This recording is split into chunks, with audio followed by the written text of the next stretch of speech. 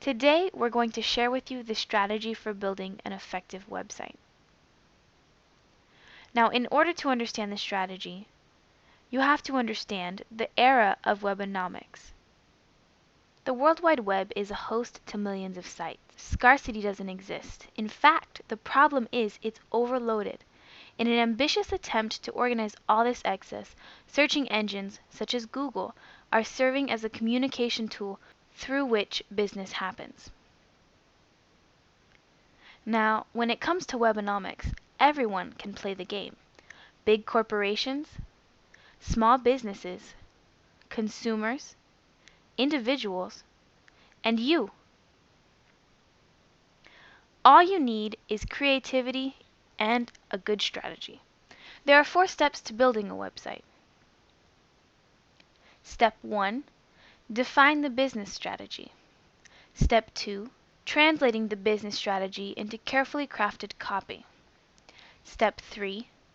Website development and design. And Step 4. Putting it all together. Step 1. Define the business strategy. Now, it's important to understand that websites are not a tool to improve the business strategy. Instead, they are the strategy itself. Your website will be the showcase of your company. Offline and online activities should be integrated to reach the audience with the same message, value. In order to do this, you have to analyze what your company has to offer and to whom. B2B, business-to-business websites are directed at businesses with whom the website firm makes transactions for the exchange of goods or services. B2C, business-to-customer websites are directed at end customers or individuals. We can also find C2B or C2C websites, where the traditional customer is the one offering the product. Once you know the role you are playing in this game, it's time to turn towards the other players, and believe me, there are a lot of them. At the beginning, competition among sites was all about price. Users had greater access to information, and the cost from switching between firms was a click of the mouse. The latest studies have introduced a new marketing customer-centric approach. The power that consumers possess has placed them in the core of the business plan.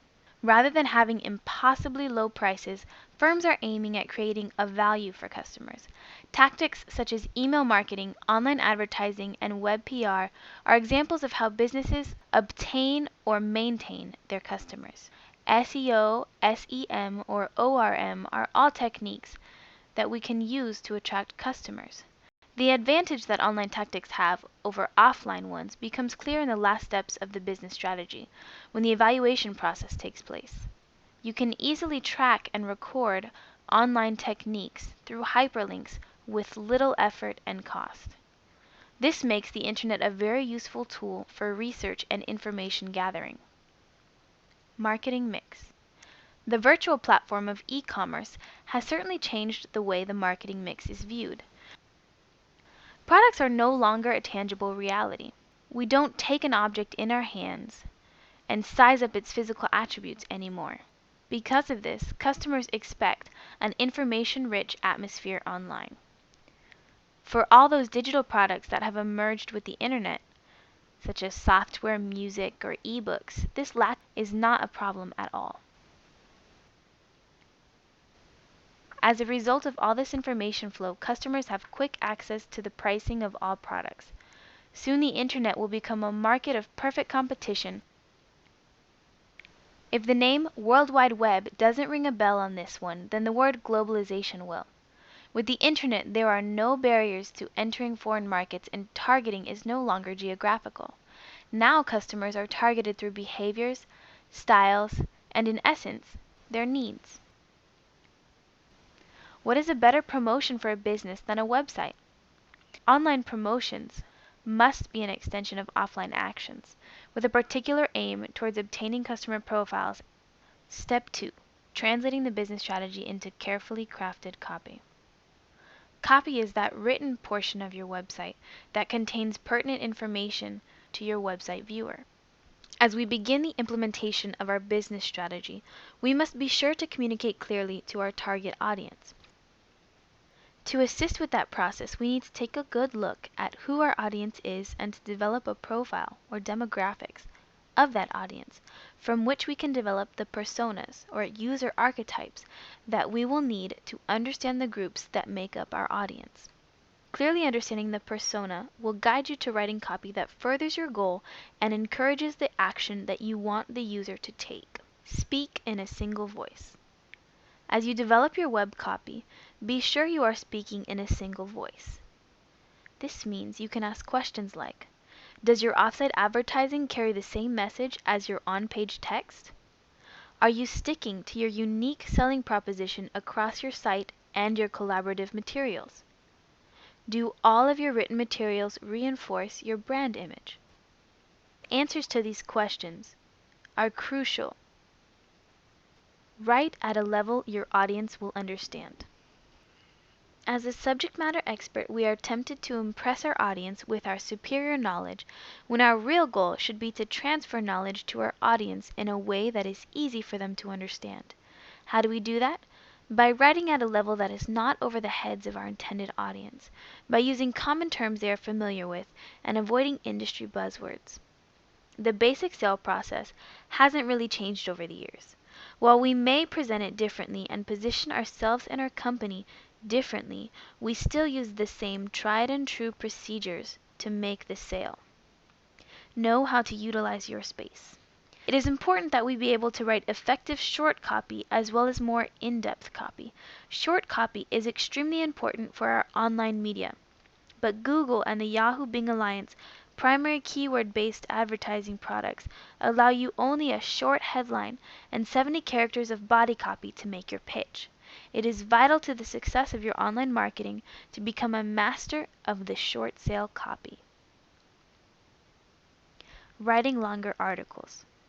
When writing body copy for your website, break it down into short, easy to digest pieces. You can do this by keeping your paragraphs short, using clear headings and subheadings, putting important points into bulleted lists, and using graphics to display data. Remembering these points will help you get your message across to users as they quickly scan the page. Step 3. Website development and design. This involves designing an optimum website, usability, search engine visibility, search engine optimized copy, design, establishing credibility, and technical considerations. When designing a website, some may spend a lot of time on the aesthetics. While nice visuals and colors are great for websites, it's important to remember the reason we are creating a website, which is to increase revenue and serve the client's needs.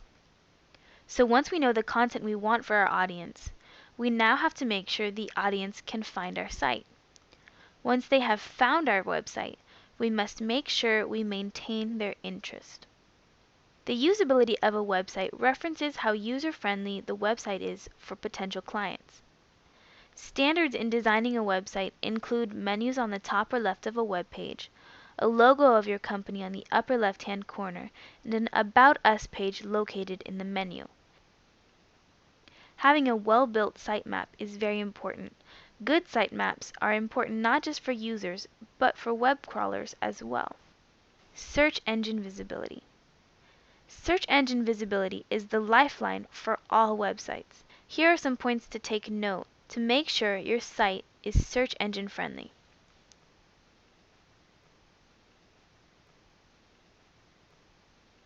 Search engine optimized copy. Search engine optimized copy is content that search engine crawlers can easily see and recognize based on certain keywords used in the content of the website. The search engine will then decide if your SEO copy matches the search more than other sites and put your SEO website further up on the list based on those results. Design. The design of your website is important in building your clientele. While making your website user-friendly and optimized for search engines is more important, having a site that also looks appealing can help bring your clients back. Here are some important factors that should come into play when creating a website. Sale, an area on the website where customers can enter their payment info, like a shopping cart. Lead, an area where a customer can provide contact info about themselves. Sign up, an area where users can sign up to receive more information from you via email newsletters. Download, an area where users can download files from your website like images, videos, and information. Establishing credibility.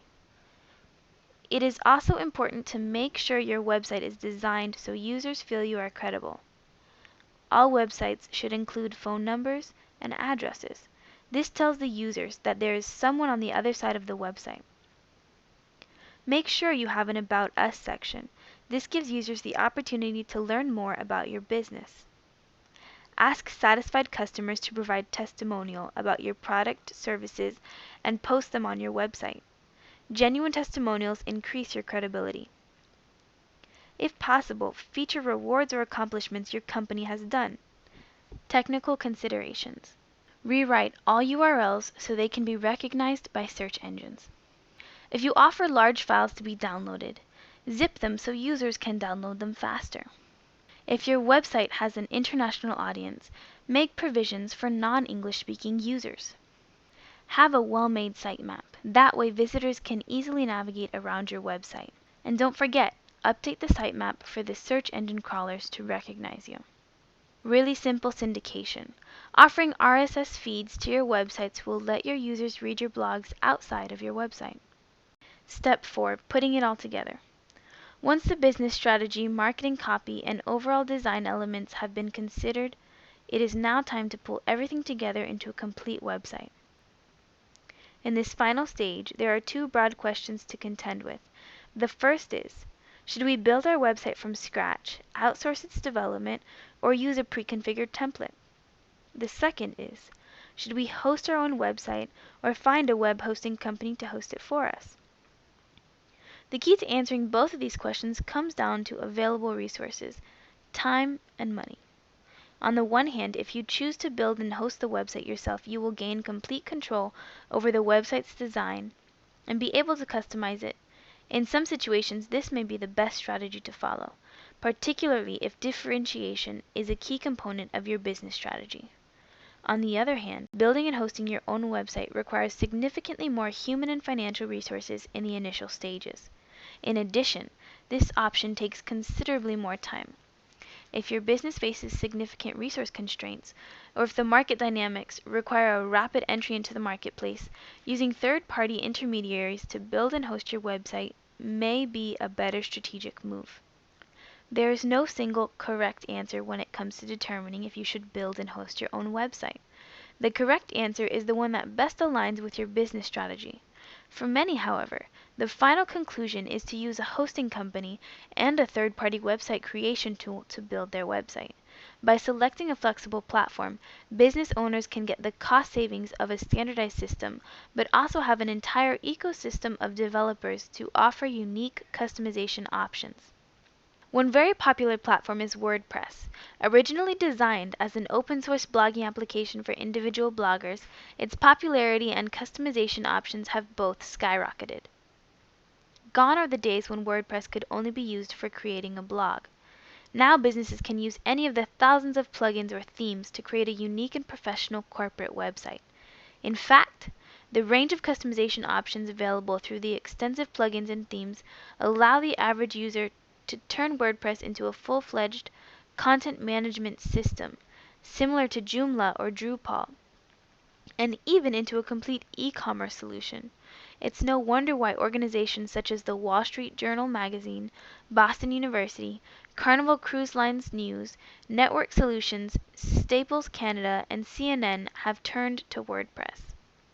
And those are the 4 steps in the strategy to building a website. Step 1, define the business strategy. Step 2, translating the business strategy into carefully crafted copy. Step 3, website development and design. And step 4, putting it all together. We've given you some really important information, and we hope that it helps. Thanks for watching!